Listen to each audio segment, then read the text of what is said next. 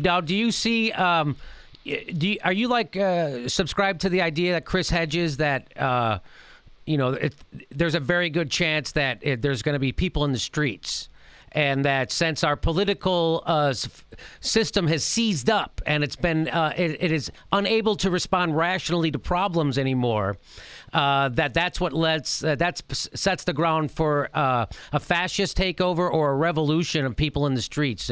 What is your theory? How do you think this all ends? Well, hopefully it ends with struggle, if that's what you're meaning, and people not going quietly and resisting. Yes, I have great respect for Chris Hedges. I'm his editor-in-chief of Truthdig, which is his home publication. I think the guy's got incredible integrity, and courage, and clarity. And I think the thing that people assume is when you talk about the streets, you're talking about some kind of, inherently disorderly, violent, terrible, destructive. But the streets is actually where the founders of this country, and they were by no means perfect, but they had gotten hold of a very big idea from their own revolution. And that's why we have freedom, guarantee the people who would assemble, that's what the streets are, assemble for redress of grievances and have free speech and have free press and have protection against the invasion of our ideas, the Fourth Amendment.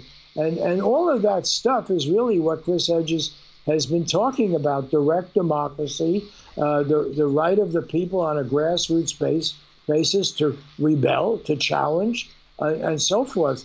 And what the Democratic Party represents now is managing all of that in a way that is not threatening to the people who have real power. That's what it's all about. This whole election and the destruction of Bernie Sanders and the denigration now of any third-party alternative, whether it's Libertarian or the Green Party, is they don't want it to be disorderly, because disorderly means maybe the great mass of people will say, wait a minute, you're screwing us. You're not representing our interests. I mean, does anybody really think that Hillary Clinton as president is going to do something fundamental about path to citizenship, which is a big issue, which is needed? I don't think she will. I think she'll compromise it to death, and she'll give nice speeches, but it won't happen.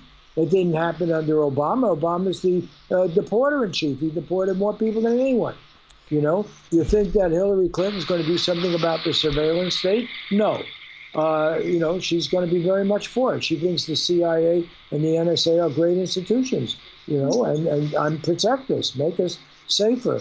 And so what you have with a Democratic president is a more difficult climate for people, progressive people, to resist. And what's particularly dangerous about that is if progressive people don't resist, then the right-wingers, the neo-fascists, they get their day. That's what Trump is.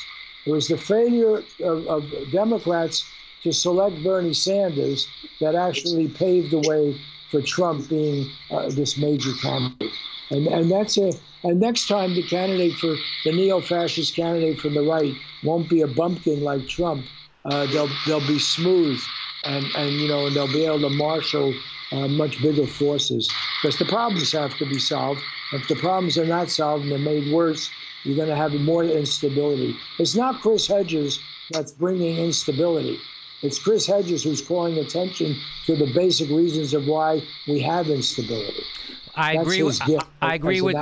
Yes, I agree with you. I agree with Chris. And I also agree with Chris Hedges when he says, all they have to offer you is fear. And when you stop being afraid, they get afraid. Robert, thank you so much for talking with us today. I want everybody to pick up your book, Great American Stick Up. It's available wherever books are sold. Thank you so much for talking with us. It's been great. A real privilege to have you on the show. Take care. Okay, bye-bye.